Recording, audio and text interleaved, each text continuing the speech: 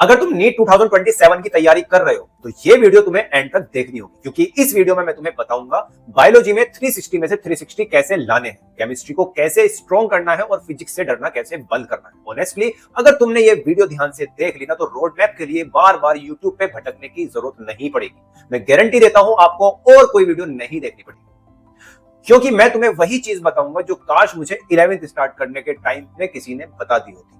सच बताऊं, मैं भी जब तुम्हारी पोजीशन में था तब मैं भी यही सोचता था कि काश कोई ऐसा बंदा मिल जाए जो सीधा सीधा बता दे कि एग्जैक्टली करना क्या है, क्योंकि स्टार्टिंग में कुछ भी समझ में नहीं आता है।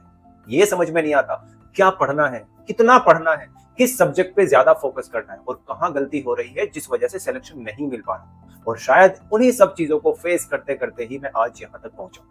इसलिए मैं तुम्हें कोई थ्योरेटिकल ज्ञान नहीं देने वाला, मैं वही चीज बताऊंगा जो मैंने खुद फेस की है और एक्चुअली काम आती है। तो इस वीडियो में मैं कोई हवाई वाली बातें नहीं करने वाला हूँ, कोई ऐसा मोटिवेशन नहीं देने वाला हूँ, सब कुछ प्रैक्टिकल चीजें बताऊंगा जो जेन्युइनली हेल्प करती है। तो वीडियो को एंड तक जरूर देखो। तो बेसिकली हम इस वीडियो को 3 पार्ट्स के अंदर डिवाइड करेंगे। सबसे पहले बायोलॉजी के अंदर बात करेंगे, फिर केमिस्ट्री और लास्ट में हम देखेंगे कि फिजिक्स को कैसे हैंडल करते हैं, क्योंकि नीट का पूरा गेम इन्हीं 3 सब्जेक्ट्स के ऊपर डिपेंड करता है। तो चलो सबसे पहले बात करते हैं बायोलॉजी, क्योंकि अगर नीट में कोई सब्जेक्ट सिलेक्शन और रिजेक्शन के बीच डिफरेंस क्रिएट करता है तो वो सिर्फ बायोलॉजी है। और सबसे पहले एक मिथ तोड़ देता हूं, बायोलॉजी में 360 लाने के लिए जीनियस होना कोई जरूरी नहीं है, बस एनसीईआरटी के साथ आपको लॉयल रहना है। मैक्सिमम स्टूडेंट्स की गलती ये होती है, वो 10 अलग अलग टीचर्स देखते रहते हैं, नोट्स पे नोट्स बनाते रहते हैं, लेकिन एनसीईआरटी की लाइन बाय लाइन छोड़ देते हैं। जबकि रियलिटी ये है कि नीट बायोलॉजी का पेपर डायरेक्टली एनसीईआरटी की लैंग्वेज के अंदर ही घूमता रहता है। तो अगर तुम मुझसे पूछो कि बायोलॉजी पढ़ना कैसे है, तो मेरा सिंपल आंसर होगा एनसीईआरटी की लाइन को बार बार पढ़ो, रिवीजन करो और काफी सारे एमसीक्यूज सॉल्व करो बस। और एक इंपॉर्टेंट बात, स्टार्टिंग में तुम्हें लगेगा कि सब याद हो, तुम्हें ऐसा लगेगा कि मैंने तो सब कुछ पढ़ लिया, लेकिन जैसे ही 10-15 दिन बाद आधी चीजें तुम भूलने लग जाओगे, तुम्हें याद आएगा मैंने कुछ नहीं पढ़ा। इसीलिए रिवीजन ही बायोलॉजी का असली गेम है। मैं तुम्हें जेन्युइनली बता रहा हूँ, मैंने बहुत सारे स्टूडेंट्स को देखा है जो लेक्चर्स पे लेक्चर्स देखते रहते हैं, फैंसी नोट्स बनाते रहते हैं, हाइलाइटर से पूरी बुक को कलर ही बदल के फेंक देते हैं, बट जब पेपर सामने आता है तो सिंपल क्या होता है, वो पेपर एनसीईआरटी की लाइनों से आता है और बच्चे वहीं पर फंस जाते हैं। तो प्लीज बायोलॉजी को कॉम्प्लिकेटेड मत बनाओ। अब आखिर आपको एग्जैक्टली करना क्या है वो सुनो। जब भी नया चैप्टर आपको स्टार्ट करना है, पहले एक बार एनसीईआरटी की नॉर्मल आपको रीडिंग कर लेनी है, फिर आपको उस चैप्टर का लेक्चर देखना है, लेक्चर के फौरन बाद आपको एनसीईआरटी दोबारा पढ़नी है, दोबारा रीडिंग लगानी है, और जो भी आपको उसके अंदर इंपॉर्टेंट लाइन लगे उनको आपको मार्क करते चले जाना है। फिर उस चैप्टर के एमसीक्यूज को आपको लगाना शुरू कर देना है। और सबसे इंपॉर्टेंट पार्ट, जो क्वेश्चंस आपका गलत हो जाए उसको आपको इग्नोर नहीं करना है, क्योंकि इंप्रूवमेंट सही क्वेश्चन से नहीं गलत क्वेश्चन से ही होती है। और एक और डेंजरस मिस्टेक जो ऑलमोस्ट हर नीट एस्पिरेंट्स करते हैं वो है बायोलॉजी के लास्ट में रिवाइज नहीं करना। बायोलॉजी एक ऐसा सब्जेक्ट है जो डेली टच करना ही पड़ता है, चाहे आप सिर्फ 1 घंटा ही क्यों ना लो। रोज आपको थोड़ी एनसीईआरटी की रीडिंग करनी पड़ती है, कुछ एमसीक्यूज को सॉल्व करना पड़ता है और पूरा चैप्टर का रिवीजन कंपलसरी। और अगर तुम जेन्युइनली बायोलॉजी में 360 टारगेट कर रहे हो तो एनसीईआरटी मिनिमम आपको 5 से 6 बार रिवाइज करनी ही पड़ेगी। और हाँ, डायग्राम्स को आपको बिल्कुल भी इग्नोर नहीं करना है। नीट वाले डायरेक्टली डायग्राम्स और स्टेटमेंट बेस्ड क्वेश्चंस घुमा देते हैं। तो बायोलॉजी का आपको सिंपल रोड मैप क्या याद रखना है, एनसीईआरटी पढ़नी है, उसका रिवीजन करना है, एमसीक्यू सोल्व करना है, पीवाईक्यूज लगाने हैं और फिर एनालिसिस करना है और बाद में रिपीट। बस इतना ऑनेस्टली फॉलो कर लिया तो बायोलॉजी तुम्हारी बिगेस्ट स्ट्रेंथ बन जाएगी और आपका सिलेक्शन डन। अब बात करते हैं केमिस्ट्री की। और ऑनेस्टली ये वही सब्जेक्ट है जो बहुत स्टूडेंट्स को इजी भी लगता है और वही सबसे ज्यादा मार्क्स भी खा जाता है, क्योंकि केमिस्ट्री में प्रॉब्लम हार्ड क्वेश्चन की नहीं होती, प्रॉब्लम होती है रिवीजन की। और सबसे पहले एक इंपॉर्टेंट बात समझ लो, केमिस्ट्री को एक सब्जेक्ट की तरह मत पढ़ो, इसे 3 अलग अलग सब्जेक्ट की तरह ट्रीट करो, क्योंकि इसके अंदर होता है फिजिकल केमिस्ट्री, ऑर्गेनिक केमिस्ट्री और इनऑर्गेनिक केमिस्ट्री, क्योंकि तीनों का पढ़ने का तरीका कंप्लीटली अलग अलग है, डिफरेंट है। तो सबसे पहले फिजिकल केमिस्ट्री की हम बात कर लेते हैं। फिजिकल केमिस्ट्री में थ्योरी देखते ही कॉन्फिडेंस आ जाता है, लेकिन क्वेश्चन लगाते ही रियलिटी चेक मिलता है। तो फिजिकल केमिस्ट्री का सिंपल रूल क्या है, आपको फॉर्मूला समझना है, क्वेश्चंस लगाने हैं और सेम चीज को रिपीट करते रहना। और एक चीज जो मैंने पर्सनली फील की है, फिजिकल केमिस्ट्री में अगर तुम रेगुलर प्रैक्टिस नहीं करोगे ना, तो चैप्टर समझने के बाद भी क्वेश्चंस लगेगा ही नहीं, क्वेश्चन बनेगा ही नहीं। इसलिए डेली थोड़े न्यूमेरिकल्स करो, बट कंपलसरी करो, और साथ में फॉर्मूला कॉपी आप बना के रखो। सच में बहुत हेल्प करती है रिवीजन के टाइम पर। अब आते हैं ऑर्गेनिक केमिस्ट्री पर, जिसे देखकर आधे स्टूडेंट्स ऑलरेडी डर जाते हैं, लेकिन इसमें कुछ भी डरने वाली बात नहीं। बट ट्रस्ट मी, ऑर्गेनिक उतनी हार्ड नहीं होती जितनी स्टार्टिंग में लगती है। बस एक गलती मत करना, रिएक्शन रटना मत स्टार्ट कर देना। आप कभी रिएक्शन को रटना शुरू कर दो, पहले आपको उसकी मैकेनिज्म को समझना है, रिएक्शन क्यों हो रही है ये समझना है, कहाँ ब्रेक हो रही है ये समझना है, कहाँ अटैच हो रही है ये समझना है।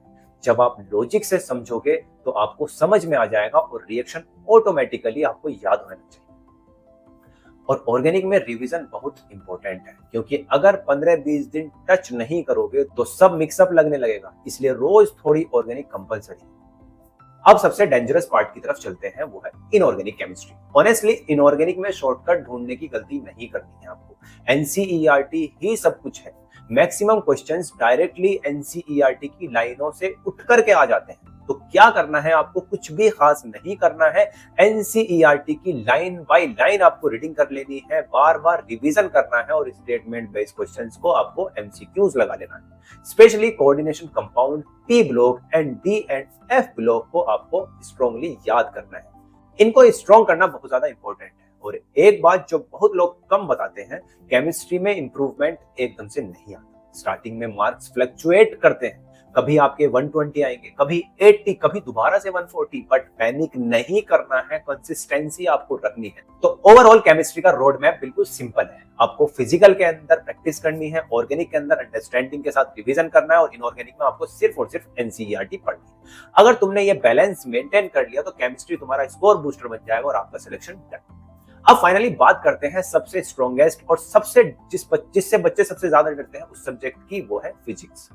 और सच बताऊं, ये वही सब्जेक्ट है जिससे मैक्सिमम नीट एस्पिरेंट्स ही डरते हैं। और मैं भी स्टार्टिंग में फिजिक्स से बहुत फ्रस्ट्रेट होता था। कभी क्वेश्चन बनते ही नहीं थे, कभी फॉर्मूला ही नहीं याद रहते थे, और कभी लगता था कि समझ आया लेकिन टेस्ट में नंबर 0।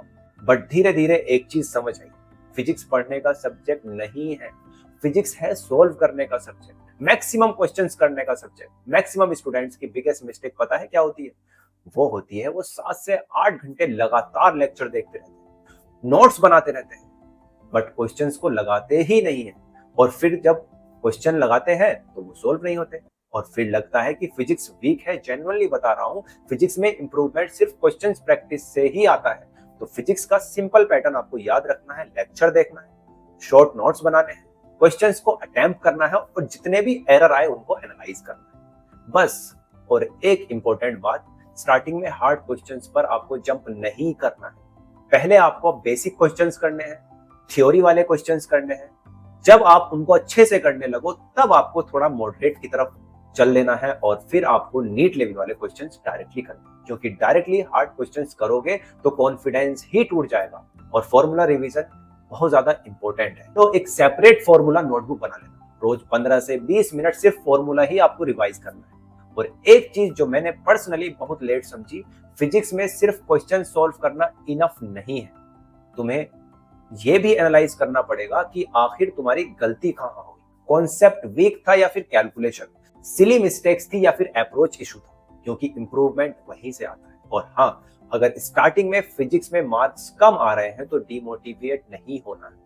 सच में फिजिक्स में इंप्रूवमेंट बहुत ज्यादा स्लो आता है, बहुत ज्यादा लेट आता है, बट वंस मोमेंटम बन गया तो वही सब्जेक्ट आपका सबसे ज्यादा कॉन्फिडेंस देता है। रोज आपको 40 से 50 फिजिक्स के एमसीक्यू सॉल्व करने हैं, फॉर्मूले को रिवाइज करना है, और वीक पॉइंट के अंदर आपको प्रैक्टिस पे प्रैक्टिस करनी है। और एक डेंजरस मिस्टेक जो ऑलमोस्ट सब करते हैं, सिर्फ थ्योरी कंप्लीट करने के पीछे नहीं भागना है। नीट में थ्योरी कंप्लीट करने से सिलेक्शन नहीं होता, क्वेश्चन सॉल्व करने से सिलेक्शन होता है। तो फिजिक्स का सिंपल रोड मैप आपको याद रखना है, कंसेप्ट समझना है, क्वेश्चंस करने हैं, मिस्टेक्स को एनालाइज करना है, और सेम चीज को आपको रिपीट कर देना है। और अब एक लास्ट बात जो मैं जेन्युइनली दिल से बोलना चाहता हूँ, नीट प्रिपरेशन के अंदर क्या होता है, कभी बैकलॉग बनेगा, कभी लो मार्क्स आएंगे, कभी मोटिवेशन ही खत्म हो जाएगा। और ट्रस्ट मी, ये सबके साथ होता है, कोई स्पेशली आप नहीं हो। बट जो स्टूडेंट्स इन सब के बाद भी कंसिस्टेंसी नहीं छोड़ता, सिलेक्शन वही लेके जाता है। तो प्लीज आप ये चीजें बिल्कुल बंद कर दो। कंपैरिजन नहीं करना है, हर दूसरे दिन स्ट्रेटेजी नहीं बदलनी है, सिर्फ मोटिवेशन कंज्यूम नहीं करना है। एक सिंपल प्लान फॉलो करो, उसे कंसिस्टेंसी स्टिक रहो। ये जो मैंने रोड मैप बताया है, आप इसी को फॉलो करते जाओगे तो आपका नीट 2027 के अंदर सिलेक्शन होगा। क्योंकि नीट में इंटेलिजेंट स्टूडेंट नहीं, कंसिस्टेंट स्टूडेंट ही जीतते हैं। और ऑनेस्टली अगर तुमने आज से सीरियसली स्टार्ट कर दिया तो नीट 2027 में रिजल्ट बहुत डेंजरस आ सकता है। और अगर तुम चाहते हो मैं full time table, best books, mock test strategy और 11th का कंप्लीट रोड मैप बताऊं तो कमेंट करो नीट 2027।